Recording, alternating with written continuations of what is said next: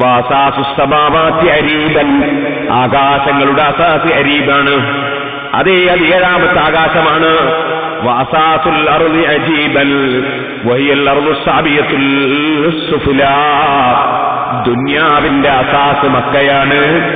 ആകാശങ്ങളുടെ അസാസ് ഏഴാം ആകാശമാണ്.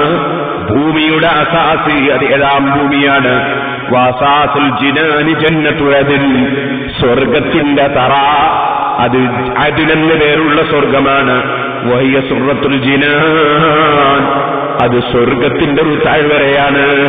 വഅസാസുൻ നാരി ജഹന്നം, നരകത്തിന്റെ അടിത്തറ ജഹന്നമാണ്. അത് വളരെ താഴെയുള്ള ഏഴാമത്തെ തട്ടാണ്. വഅസാസുൽ ഖൽഖി ആദം, മനുഷ്യ സൃഷ്ടിപ്പിന്റെ അടിത്തറ ആദമാണ്. വഅസാസുൽ അംബിയാഇ നൂഹ്, അംബിയാക്കളുടെ അടിത്തറ നൂഹാണ്. വഅസാസു ബനി ഇസ്രായീൽ യാഖൂബ്, ഇസ്രായേൽ സന്തതികളുടെ അടിത്തറ യാഖൂബ് നബിയാണ്. വഅസാസുൽ കുതുബുൽ ഖുർആൻ, ഖുർആനിന്റെ അടിത്തറ അതേ മറ്റുള്ള എല്ലാ കിതാബുകളുടെയും അടിത്തറ ഖുർആനാണ്. വഅസാസുൽ ഖുർആനിൽ ഫാത്തിഹ, ഖുർആനിന്റെ അടിത്തറ സൂറത്തുൽ ഫാത്തിഹയാണ്.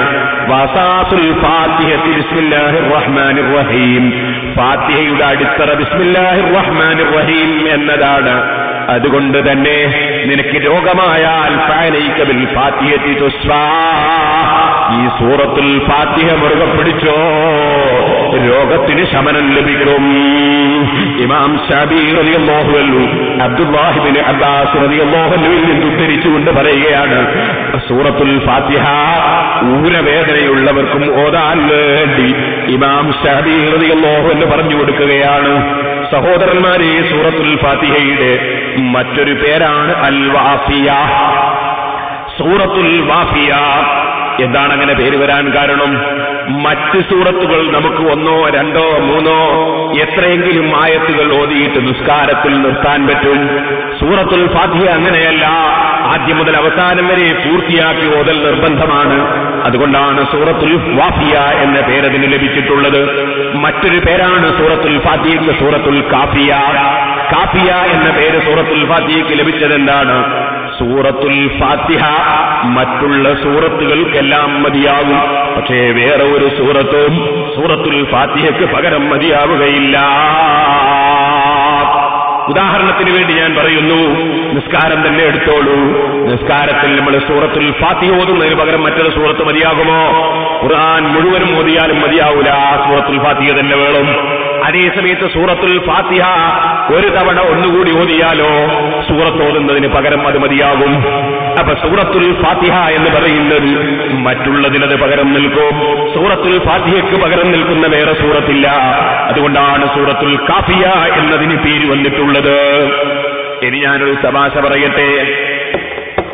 എല്ലാവരെയും കരയിപ്പിക്കുന്നവനാണല്ലോ ഇബ്ലീസ്. ആ ഇബ്ലീസ് ഒരു ദിവസം വല്ലാതെ പൊട്ടിക്കരഞ്ഞു. അങ്ങനെ കരഞ്ഞ 2-3 സന്ദർഭങ്ങളുണ്ട് ഇബ്ലീസിന്. ആ കരഞ്ഞ സന്ദർഭങ്ങളിൽ ഒന്നാണ്, സഹോദരന്മാരെ, അഷ്റഫുൽ ഖൽഖ് സല്ലല്ലാഹു അലൈഹി വസല്ലമ തങ്ങൾ ജനിച്ച ദിവസം. ലിമീലാദിഹി ഖദ്റന്ന ഇബ്ലീസു റന്നതൻ, മുഹമ്മദ് നബി സല്ലല്ലാഹു അലൈഹി വസല്ലം ജനിച്ചു എന്ന് കേട്ടപ്പോൾ ഇബ്ലീസ് കരഞ്ഞു. ഇബ്ലീസ് കരഞ്ഞു തന്നെ ഭൂമിയിൽ കുറച്ചും സന്തോഷം ഉണ്ടാവില്ലേ? എന്നാൽ ഇബ്ലീസ് കരഞ്ഞ മറ്റൊരു ദിവസമാണ് സൂറത്തുൽ ഫാത്തിഹ അവതരിച്ച ദിവസം. സൂറത്തുൽ ഫാത്തിഹ അവതരിച്ച ദിവസം അതാണ് അന്ന ഇബ്ലീസ് റന്ന ഹീന ഉൻസിലത്ത് ഫാത്തിഹത്തുൽ കിതാബ്. സൂറത്തുൽ ഫാത്തിഹ അവതരിപ്പിക്കപ്പെട്ടപ്പോൾ ഇബ്ലീസ് കരഞ്ഞു എന്ന് അബൂ ഹുറൈറ റളിയല്ലാഹു അൻഹു റിപ്പോർട്ടിൽ കാണാം.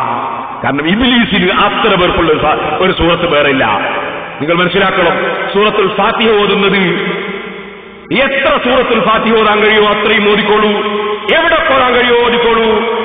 നിങ്ങൾക്ക് ഏതെല്ലാം സമയത്ത് ഓതാൻ കഴിയുമോ ഓതിക്കോളൂ. സൂറത്തുൽ ഫാത്തിഹ അൽ ഫാത്തിഹ എന്ന് പറയുമ്പോൾ അതിനെതിരായ ചിന്ത വരുന്നുണ്ടോ?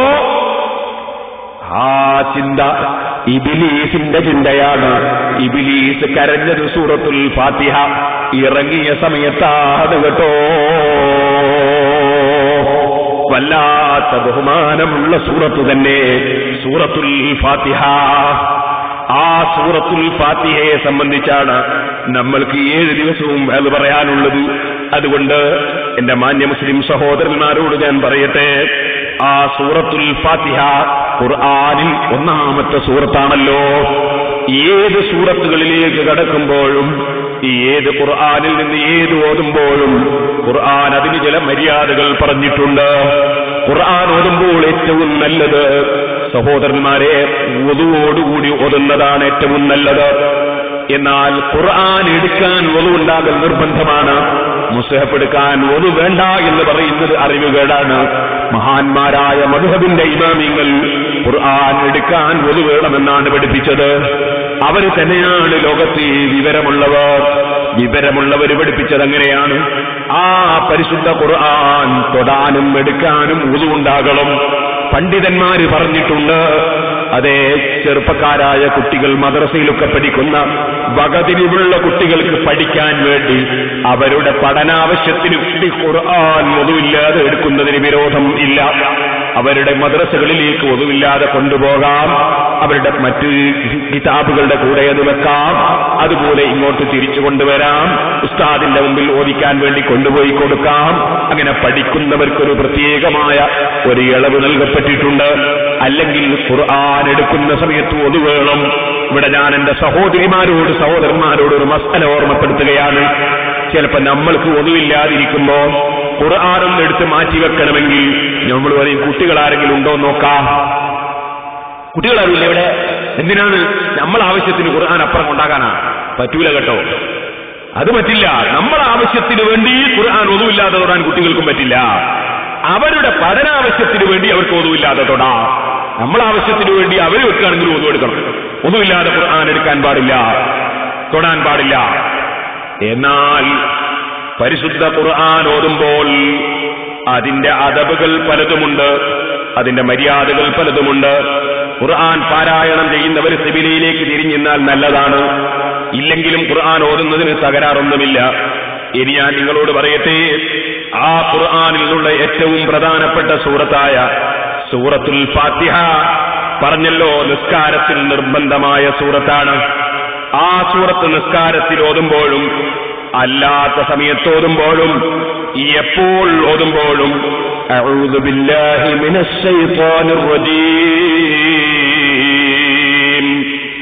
എന്ന് ഓതിയിരിക്കൽ പ്രത്യേകം സുന്നത്താണ്.